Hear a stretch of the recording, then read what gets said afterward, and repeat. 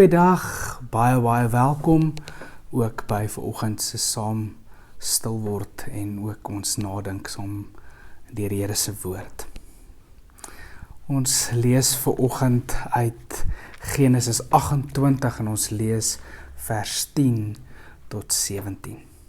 Jakob is van Berseba af weg na Haran toe en teen sononder het hy by 'n plek gekom waar hy kon oornag. Hy het daar 'n klip vir 'n kopkussing gebruik en gaan lê en slaap. Hy het gedroom, 'n leer staan op die aarde en die punt van die leer raak aan die hemel en engele van God klim op en af met die leer. Toe kom staan die Here by Jakob en sê, ek is die Here jou God van jou voorvader Abraham, die God van Isak.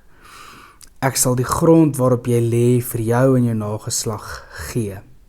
Hulle sal so baie wees soos die stof van die aarde, en jy sal jou gebied na albei kante toe uitbrei en in jou en jou nageslag sal al die volke van die aarde geseën wees. Ek is by jou en ek sal jou beskerm waar jy ook al gaan. Ek sal jou na hierdie land toe terugbring. Ek sal jou nie in die steek laat nie. Ek sal doen wat ek jou beloof het.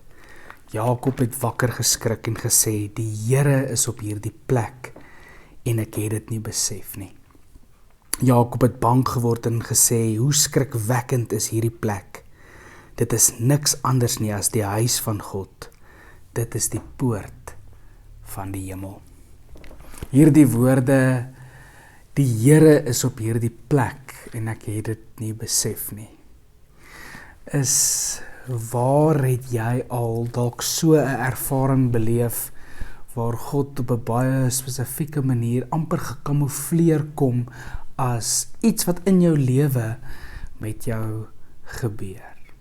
Iemand of iets in jou en om jou wat jou aan God se teenwoordigheid herinner. En dit nooi ons amper om baie fyn ingestel te wees en orals fyn ingestel te wees op die hand en die teenwoordigheid van God ook in ons kom en gaan in ons daaglikse lewe.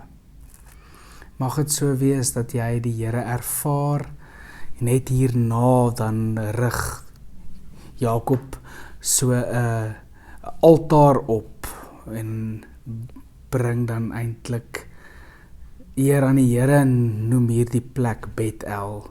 Dis waar hy die Here raak gesien het. Mag jy die Here op verskillende maniere ook so in jou daaglikse kom en gaan ook so raak sien. Kom ons word stil. Dankie o Here dat in die gewone gang van ons lewens is U teenwoordig en ons vra dat U vir ons so bewus sal maak, Here, van U teenwoordigheid, dat ons U in die gewone en in die daaglikse van ons lewens kan raak sien. Dankie Here dat U goed is en dat U elke dag met ons lewens en met ons ook op pad is in hierdie lewe. Amen. Mag dit vir jou 'n goeie dag wees, tot 'n volgende keer. Totsiens.